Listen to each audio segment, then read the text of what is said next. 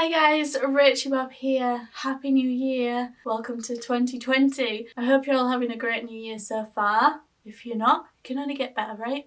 Touch wood. So I wanted to do a general video just talking about this channel, my thoughts about it, what I'm planning to do, that kind of thing. I'm not coming on here to say, oh, I'm quitting YouTube or anything like that. That's not something I see myself doing. I just realised that I'm not very good at communicating with you guys. I'm not very good at communicating in general with anybody, so it's no surprise to me to realise that I'm not very good at communicating with you guys, and I can't expect you to know what's going on in my head unless I put it in a video, because it's the way that we connect. So I thought I'd just chat, and it's gonna get deep, and I didn't want to say that's what she said, but it is gonna get deep. I am a deep person, and sometimes I've found myself in the past repressing that on YouTube because I don't want to open myself up to people mocking me about that. But then as I see there's whole different areas of YouTube for different kinds of things, and certainly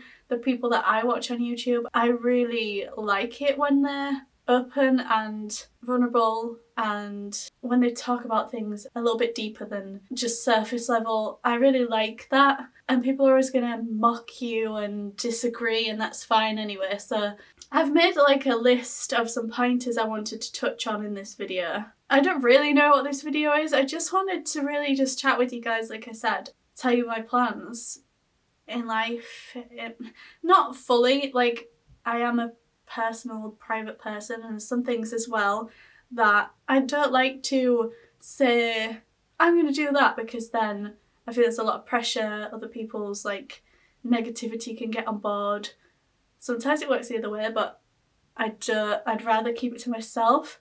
So there'll be some things that I'm sort of planning and working on and aiming towards that I won't tell you about, but maybe in the future I will, when they're a bit more set in stone. So there's been a lot of life changes behind the scenes, things going on, personal stuff I don't share. We all have those things.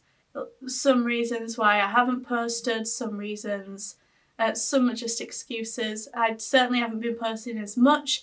I haven't felt the need to. I also felt very like, why would I? Because I always feel like unless I'm feeling really, really charged to make a video, I haven't been making them, because why just make them for the sake of it, when a lot of the time you'll come on and you think, I'm going to do this video, a few people have asked for it, I'm going to put this video up about this thing. Maybe it's an Apple device, maybe it's The Sims, whatever it is, and then the comments are just like, your forehead's shiny, you should never wear eyeliner like that, your hair looks rubbish. Like, but on the other side as well, there's people who say your hair's beautiful, your eyes are stunning. Like, you can't expect to get the good ones without the bad ones, but they are very surface level, shallow. It sounds awful because I do appreciate compliments, obviously, but they're very much comments that aren't related to the topic of the video, and it can get very disheartening, I guess, when you're posting and that's what you get back. But at the same time, I'm not gonna say I'm not posting anymore because people are doing this, or oh, that is what I just said, so yeah.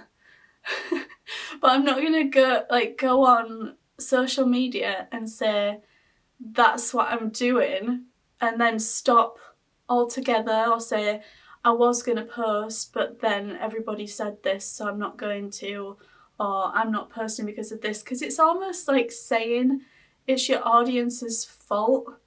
Like, I'm not gonna post anymore because I don't get any views. I don't get many views, but I post like I always have, whether I've had views or not, because I want to. So if I don't want to, I won't post. If I do, I will post.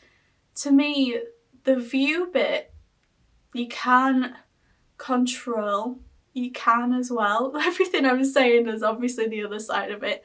You can like bend the way the views go with analytics and things, and you can work on posting more regularly and gaining traction. You can build more of a niche, and that's definitely something that I've been told to do in the past. But to me, the success on this channel, while the views and subscribers are incredible, I would much rather be posting what I want to post than be stuck to a certain genre, a certain niche. I mean, my gaming channel definitely has more of a niche with Sims Mobile and gaming and things, and that definitely builds up more traction. But I like having this space to just post what I'm feeling, to post about anything I want to, anything I've done over the years. I have certain topics I obviously stick to, but the whole thing that draws it together is just me, because it essentially is YouTube, so it's supposed to be about you. Every channel is different, it's up to people what they do. I don't like this culture of blaming the audience. You didn't watch my videos, you said you wanted a video like this and then you didn't watch it. I give up. Like, that you have no obligation, and if you don't want to watch my video, then that's my fault and I have to figure out what I've done wrong. If I care about the views and the subscribers, then I need to learn what you guys want me to post. And I know this video won't be what everybody wants me to post, but I wanted to get it out there. I really don't know if I'm making sense, but anyway, so I just want to talk about that and about views and how in life a lot of my values have changed. That's certainly been reflected in the Apple content. I didn't get the latest iPhone. I find the more success I get in life, like the more money I earn, the more projects I launch and things, the more successful I get, the less stuff I actually want. And it came around to the Apple launch and I had to sort of strip back, so I'm getting very good at listening to my inner voice. I might sound tapped, but I do follow the law of attraction. I have done for many, many years, and I find it works flawlessly for me. So if it's something you're interested in or follow yourself, please let me know in the comments, because I'd love to chat about that. And I'm getting very good at listening to what my soul actually wants, what my spirit wants, rather than the ego, which is the ego is like, I have to have that thing because I need to make this video and everyone's going to love me then because I'll have this thing. And then there's the side, and it's not about like the money. I had the money, I had the resources to get it, I had a channel to post about it, I would have been very excited to get it, but at the same time there wasn't enough in that iPhone for me to think, is like the value of that, is that worth over $1,000 to me, or do I want to spend that money on a life experience? Because for the price of an iPhone, and I'm not saying that like this iPhone, the year which is the XS Max, amazing, love it, worth every penny. If you're going to get an iPhone, use it every day. Break it down, how many years are you going to have it, how much will that cost you a day? I love doing that. It's worth every single penny. But I think it's kind of wasteful and unnecessary to get one every single year. That might change and it might be different for everybody. It depends on how you live your life and how you flow. But for me, it just seemed very unnecessary to upgrade when this one just seemed so perfect. So that's definitely something that's changed. I'm not saying, I certainly do want to on this channel buy more tech and do more techie videos. It still interests me, but I can't bring myself to purchase things that I don't need. So it's definitely going to be more of a like, oh, that new tech item's coming out, I have a use for that, I'll buy it and make some videos on it, that kind of thing, which is better for you guys really, because it's not stuff that I'm just getting and saying, oh yeah, this is good.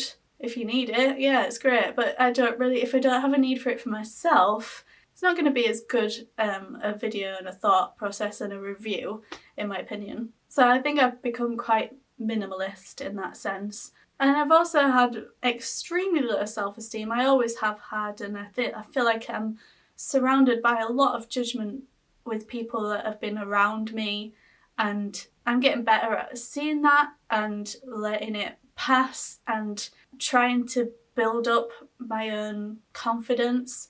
YouTube has always been one of those things where I think it's kind of an achievement really that I even put myself out there, and I am so glad I did, because I've met so many amazing friends and I wouldn't give that up for the world. And I've found that just being here and being part of the community has been lovely. And I don't think we all need to climb up on top of each other and be number one or whatever to feel like we've succeeded. I think our success lies in what we deem as success. You don't have to be smashing goals to feel successful. We can just sit here and have a chat if we want to.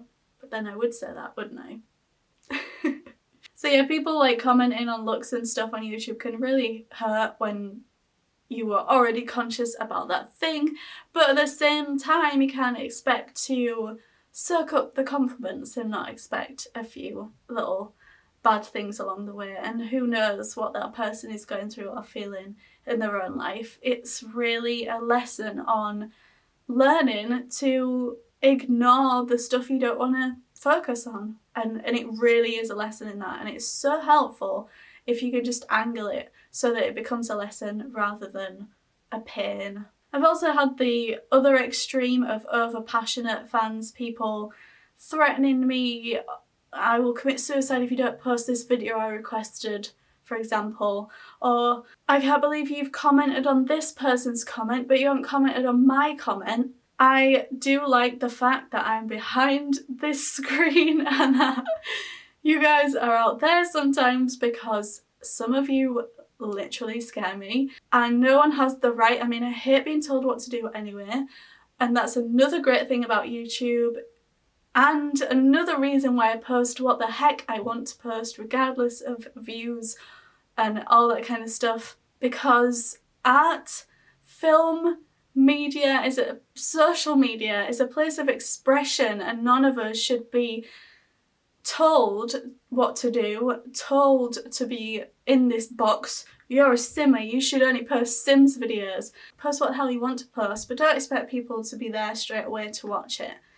That's just how it works. If you want to post something else, but what are you posting for? If you're posting because you want to post it, then you've achieved your goal. But yeah, there's some crazy people out there, and there'll be people who don't even realise that they're crazy or even realise the pressures that they put upon the creators, and that's another thing, like, but it genuinely is a thing that people don't realise, and it's just hard because you don't want to upset anyone, you don't want to leave anyone out, but at the same time you can't take on that pressure and that demand of you should have done this, why didn't you do this? Like, people are watching your every single move and judging it based on their own reality, and that is the thing, it's based on their own reality. No one knows what happens when this camera turns off. And obviously, like, having the cancer that I had, which I had cut out of my face, had a toll, and less than I thought it would really. I tried to brush over it as much as I could in life just so it didn't get the acknowledgement of what it was, and that definitely helped me because I feel like I've sailed over it, but that certainly knocked me back a bit with how I looked, but also I just felt so grateful. It could have been so much worse. You know, I've lost people to cancer and mine was nothing compared to that, but that's definitely something that knocked me as well, in all honesty. It wouldn't be a YouTube video without the camera just randomly stopping recording at a moment like that, would it? So there's also this culture of people watching videos that annoy them.